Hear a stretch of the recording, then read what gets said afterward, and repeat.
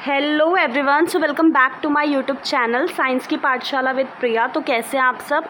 I hope आप सब बहुत अच्छे होंगे, बहुत अच्छे से आप सबकी पढ़ाई भी चल रही होगी। तो जैसा कि आप सबको पता है कि हम क्लास 10th का भी चैप्टर फर्स्ट कर रहे हैं, तो आज हमें शुरू करना है। इसके बेसिकली हमने 2 पार्ट कर लिए हैं जिसमें हमने बैलेंसिंग वगैरह देख ली है। आज हमें क्या देखना है?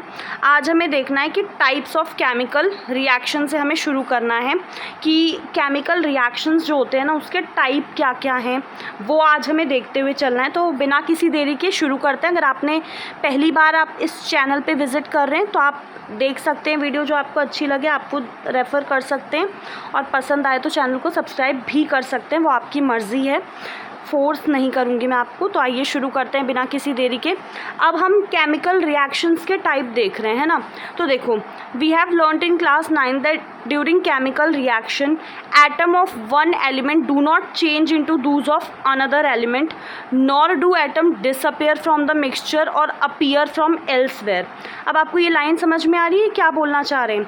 ये बोल रहे हैं कि क्लास 9th में आपने पढ़ा था कि जो केमिकल रिएक्शंस होते हैं उसमें जो एक एलिमेंट का एटम है वो बदलता नहीं है दूसरे में, ना अचानक से कहीं डिसअपियर हो जाता है ना कहीं से अपीयर हो जाता है। Actually chemical reaction involve in the breaking and making of bonds between atom, ताकि वो नए सब्सटेंस को प्रोड्यूस कर सके। ठीक है, आप ये बेसिकली चैप्टर 3rd 4th में पढ़ेंगे अबाउट जो बॉन्ड बनते हैं एटम्स के बीच में, उसके बारे में आप पढ़ेंगे। ठीक है, तो अभी सबसे पहले हमें एक एक करके टाइप्स देखने हैं। ठीक है, कि जो केमिकल रिएक्शंस हम देख रहे हैं उसके हमें टाइप देखते हुए चलना है। तो सबसे पहला जो टाइप हम देखने वाले हैं वो आपका है कम्बशन, कॉम्बिनेशन रिएक्शन देखने वाले हैं हम।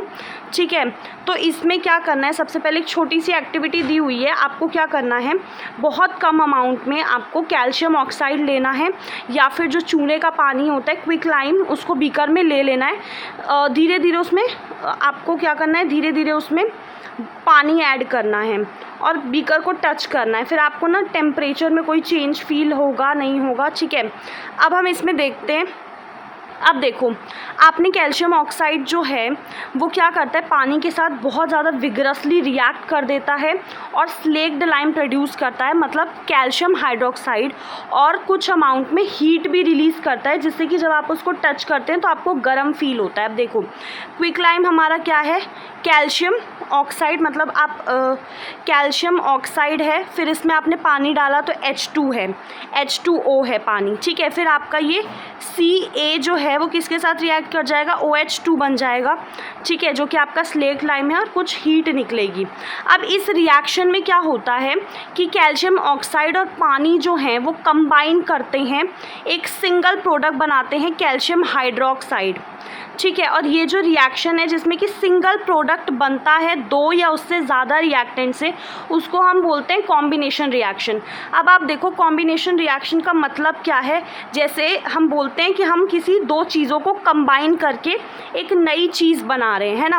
तो आपने इसको लिया, कैल्शियम ऑक्साइड को आपने पानी में ऐड किया। जब आप इसको पानी में ऐड कर रहे हैं तो आपका ये ऐड करके क्या बन रहा है, कैल्शियम हाइड्रोक्साइड बन जाता है। तो जब 2 या उससे ज़्यादा प्रोडक्ट को हम आपस में रिएक्टेंट को जब हम आपस में मिक्स करते हैं और हमारा एक सिंगल प्रोडक्ट बनता है, उस रिएक्शन को हम कॉम्बिनेशन रिएक्शन बोलते हैं।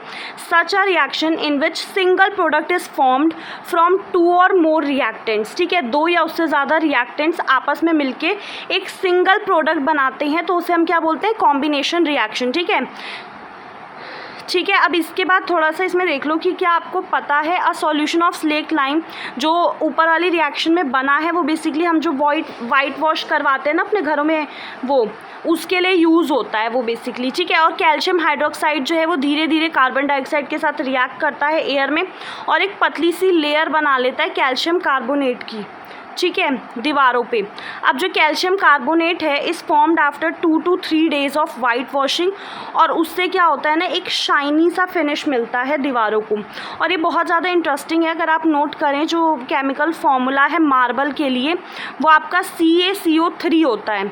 ठीक है, तो ये आपका कैल्शियम हाइड्रोक्साइड है, जो अभी हमने ऊपर देखा कि आपने CaO में जब H2O मिला दिया, पानी मिला दिया, तो आपका क्या बना, कैल्शियम हाइड्रोक्साइड।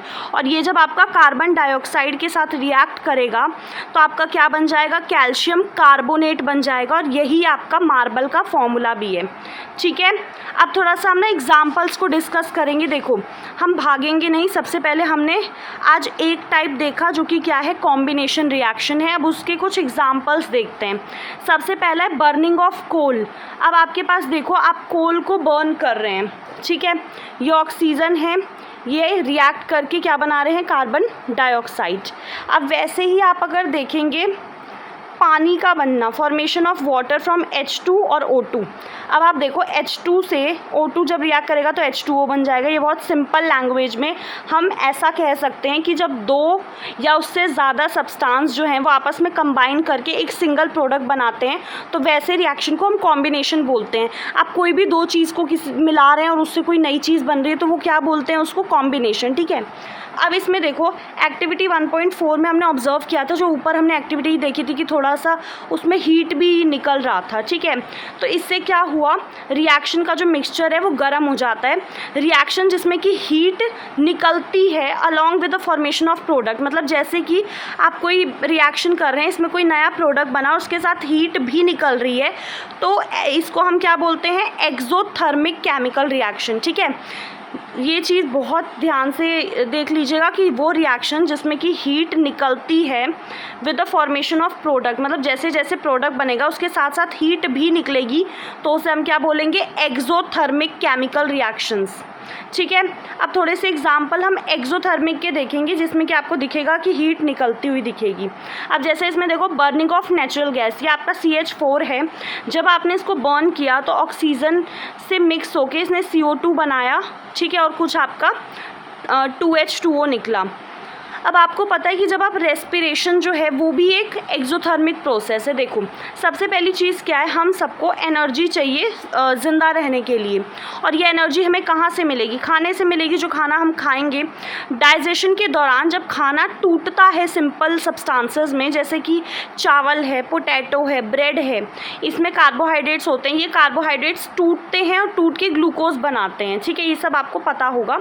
ठीक है, और यही ग्लूकोज क्या करता है, ऑक्सीजन के साथ कंबाइन होके हमें एनर्जी प्रोवाइड करता है। ठीक है, इस स्पेशल नेम है इस रिएक्शन का जिसको हम क्या बोलते हैं, रेस्पिरेशन। आप इसको प्रॉपर पढ़ेंगे चैप्टर 6 में। अब सबसे पहले यहाँ पे इस रिएक्शन को देखिए सबसे पहले ये रिएक्शन देखिए, इसमें आपके पास ग्लूकोज दिया हुआ है जिसका फॉर्मूला बहुत सिंपल है, C6H12O6। ठीक है, ये आपके पास ग्लूकोज का फॉर्मूला है। ठीक है, अब इसमें आपने ऑक्सीजन जब कंबाइन हुआ तो ये आपका क्या बना, ये आप देख लेना, बैलेंस वगैरह करना तो आपको मैंने इसके पहले वाले में सिखा दिया था। ठीक है, अब इसमें क्या बना है, देखो आपका ये 6CO2 निकला, 6H2O निकला और एनर्जी मिली आपको। तो आपको समझ में आ रहा है, जो भी चीज़ आप खा रहे हैं, जैसे कि आप खा रहे हैं वो ग्लूकोज में कन्वर्ट हो रहा है। ठीक है, जैसे आपने यहाँ पे देखा कि कार्बोहाइड्रेट को तोड़ा जाता है ग्लूकोज बनाने के लिए, और वही ग्लूकोज जब ऑक्सीजन के साथ कंबाइन होता है आपके सेल में तो आपको एनर्जी मिलती है। ठीक है, अब देखो जो वेजिटेबल मैटर हैं उनका जो डिकम्पोजिशन होता है कंपोस्ट में, वो भी एक एक्सोथर्मिक रिएक्शन है, उसमें भी हीट निकलती है। एक्सोथर्मिक रिएक्शन को ऐसे याद रखना कि जिसमें से भी प्रोडक्ट के साथ साथ हीट भी रिलीज होती है, वो वाला जो है वो एक्सोथर्मिक रिएक्शंस होते हैं। अब देखो आपको identify the type of reaction, जो एक्टिविटी 1.1 में हमने ऊपर देखी थी जिसमें हीट भी निकल रहा था, तो वो भी आपका एक्सोथर्मिक रिएक्शंस होते हैं। ठीक है, अब हम देख लेते हैं डीकम्पोजिशन रिएक्शन। अब डीकम्पोजिशन रिएक्शन क्या होता है, देखो सबसे पहले इसमें आपको क्या लेना है, 2 ग्राम फेरस सल्फेट की क्रिस्टल ले लीजिए इन अ ड्राइंग बॉइलिंग ट्यूब। ठीक है, ड्राई बॉइलिंग ट्यूब में आपको क्या लेना है, 2 ग्राम फेरस सल्फेट के क्रिस्टल्स लेने हैं और आपको उनका कलर नोट करना है, फिर उसको हीट करना है। ठीक है, किसी बर्नर या जैसे आपको इस फोटो में दिख रहा है वैसे, फिर आपको ना कलर उसका हीटिंग के बाद ऑब्जर्व करना है। ठीक है, सिंपली बात है, ये लड़की दिख रही है आपको, इसने क्या किया है, 2 ग्राम फेरस सल्फेट के क्रिस्टल्स इसमें डाले हैं, इसको गर्म कर रही है और ये ऑब्जर्व करेगी इसके कलर को बाद में, जब गर्म हो जाएगा उसके बाद। अब इसमें कुछ प्रिकॉशंस लिखे हैं आपके लिए। सबसे पहली चीज़, इस लड़की को देखेंगे तो इसने अपना जो ये टेस्ट ट्यूब है या बॉइलिंग ट्यूब है उसको अपने मुंह से थोड़ा दूर रखा है। ठीक है। तो आपको ये चीज़ करनी है कि कभी भी do not point the mouth of the boiling at your neighbour और योरसेल्फ। ये कभी भी इसका मुंह अपनी दिशा में या अपने दोस्तों की दिशा में ना रखें। ठीक है, इसमें से गैस निकलती है। वेफ्टिंग गैस जेंटली टोवर्ड्स नोज़। अब इसमें क्या है, ये बॉइलिंग पॉइंट फेरस सल्फेट के क्रिस्टल डाल रखे हैं इसमें। ये प्रॉपर आपको करेक्ट वे बताया है हीटिंग का, boiling tube end of smelling the order. ठीक है, अब हम थोड़ा सा इसके रिएक्शंस पे जाते हैं। देखो, हैव यू नोटिस दैट कि जो ग्रीन कलर था फेरस सल्फेट क्रिस्टल का वो बदल गया। मतलब इसमें जो रिएक्शंस आपने की ना ऊपर, उसमें फेरस सल्फेट का कलर कैसा था, जो क्रिस्टल है उसकी ग्रीन कलर था और वो चेंज हो गया और आप उसकी जो स्मेल है वो भी सूंघ सकते हैं।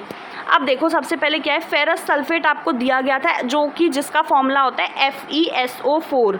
ठीक है, जो क्या है, फेरस सल्फेट है। ठीक है, जब आपने इसको हीट किया तो ये क्या बना, फेरिक ऑक्साइड बना, मतलब Fe2O3 बना। ठीक है, इसके साथ आपके पास SO2 निकला, SO3 ये गैसेज हैं। ठीक है, इस रिएक्शन में क्या हुआ, आप ऑब्जर्व कर सकते हैं कि एक सिंगल रिएक्टेंट है जो कि टूटा है अलग अलग, मतलब सिंपलर प्रोडक्ट्स में। अब आप इसको कहते हैं डीकम्पोजिशन रिएक्शन, जिसमें एक सिंगल रिएक्टेंट होता है जो टूट के हमें 2-3 प्रोडक्ट देता है, मतलब जो टूट के हमें सिंपल प्रोडक्ट्स देता है। अब देखो, सबसे पहले हमने कॉम्बिनेशन रिएक्शन देखा जिसमें क्या हो रहा है, सिंपली 2 रिएक्टेंट आपस में कंबाइन हो रहे हैं, है ना। और इसके बाद अब हमने डीकम्पोजिशन रिएक्शन देखा जिसमें कि साफ सीधे बोला हुआ है कि एक सिंगल रिएक्टेंट ही टूट जाता है सिंपलर प्रोडक्ट्स में। ठीक है, ये डीकम्पोजिशन रिएक्शन होता है जिसमें कि आपने देखा कि फेरस सल्फेट के जो क्रिस्टल हैं FeSO4.H2O, उसने क्या किया, पानी को लूज़ किया। जब वो हीट हुए, जब उनको हीट किया गया तो पानी को लूज़ किया और जो कलर था क्रिस्टल का वो भी बदल गया। It is then decompose to, और उसके बाद आपके पास क्या बचा, Fe2O3 बचा। ठीक है, आपके पास सल्फ़र डाइऑक्साइड आया SO2 जो कि क्या है, सल्फ़र डाइऑक्साइड। SO3 क्या है, सल्फ़र ट्राइऑक्साइड। फेरिक ऑक्साइड जो होता है वो सॉलिड होता है और बाकी ये जो दोनों आपके दिख रहे हैं SO2 SO3, ये क्या होती हैं, गैसेज होती हैं।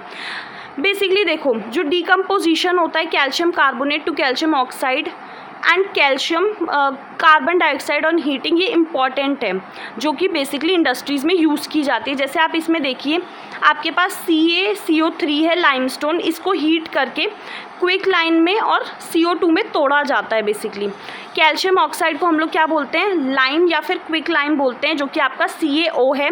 इसके ना बहुत सारे यूजेस होते हैं, जैसे आपको सीमेंट बनाना है तो मैन्युफैक्चरिंग ऑफ सीमेंट में इसका यूज़ होता है। जब डीकम्पोजिशन रिएक्शन होती है हीटिंग से तो उसको हम थर्मल डीकम्पोजिशन बोलते हैं, मतलब हम किसी चीज़ को गर्म करके जब तोड़ रहे हैं। डीकम्पोजिशन रिएक्शन अगर हीटिंग के थ्रू हो रही है तो उसको हम क्या बोलेंगे, थर्मल डीकम्पोजिशन। ठीक है, तो इसमें वही चीज़ आपको दिखाया हुआ है कि इसमें लेड नाइट्रेट को हीट किया जा रहा है और नाइट्रोजन डाइऑक्साइड गैस निकल रही है। ठीक है, अब इसके बाद अनदर एग्जांपल आपको दे रखा है इस एक्टिविटी में। इसमें क्या करना है, आपको 2 ग्राम लेड नाइट्रेट का पाउडर लेना है बॉइलिंग ट्यूब में और वही आपको उसको गर्म करना है फ्लेम के ऊपर और ऑब्जर्व करना है कि क्या चेंज आए। ठीक है, तो बेसिकली इसकी रिएक्शन देखिए आप, इसकी रिएक्शन आपको यहाँ पे दे रखी है। इसकी रिएक्शन देखिए, सबसे पहले इसमें क्या किया है, लेड नाइट्रेट है जो कि जिसका फॉर्मूला लेड जो है वो Pb से उसको डिनोट करते हैं, PbNO3 ट्वाइस। ठीक है, ये आपका लेड नाइट्रेट है। इसको जब हीट किया तो आपको लेड ऑक्साइड मिलेगा, नाइट्रोजन डाइऑक्साइड और ऑक्सीजन मिलेंगी। ये गैसेज हैं दोनों और ये आपका सॉलिड में है। ठीक है, अब ये जो 1.7 से है ये मैं आपको कल पढ़ाऊँगी इधर से। आज के लिए इतना बहुत है। ठीक है, चीज़ों को रिवाइज़ कर लीजिएगा। Thank you so much.